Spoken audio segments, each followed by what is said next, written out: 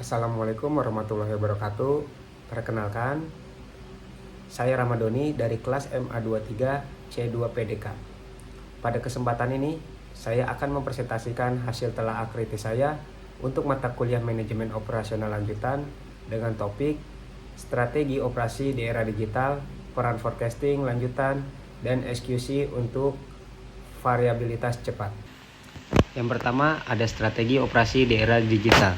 Dari beberapa artikel seperti Alamsyah dan Yunus 2022 dan Fatur Rahman 2024, bisa disimpulkan bahwa strategi operasi sekarang sudah berubah. Kalau dulu fokusnya cuma pada efisiensi, sekarang perusahaan harus lebih agil, inovatif, dan digital.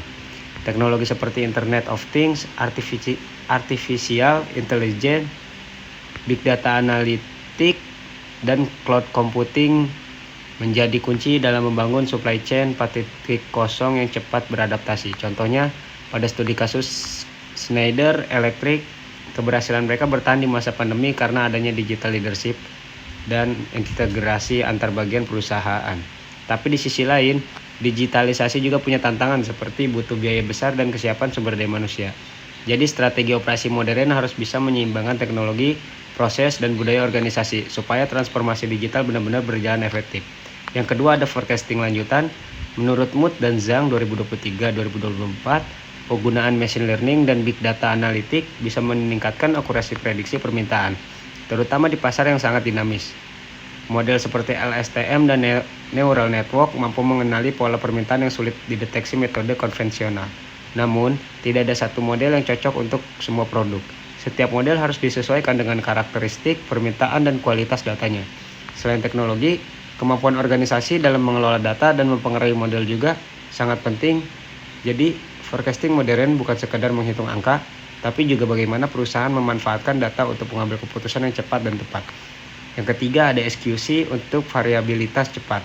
Meskipun metode klasik seperti Shewhart Control Chart masih digunakan, sekarang banyak perusahaan mulai beralih ke metode yang lebih sensitif terhadap perubahan kecil.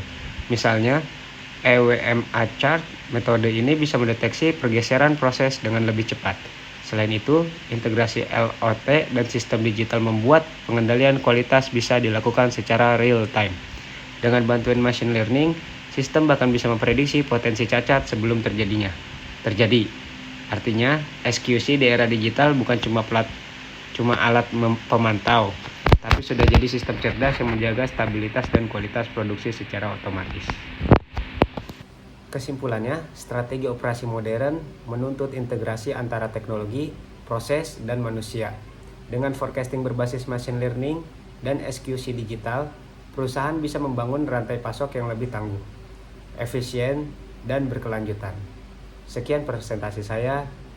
Wabillahi taufiq wal hidayah. Wassalamualaikum warahmatullahi wabarakatuh.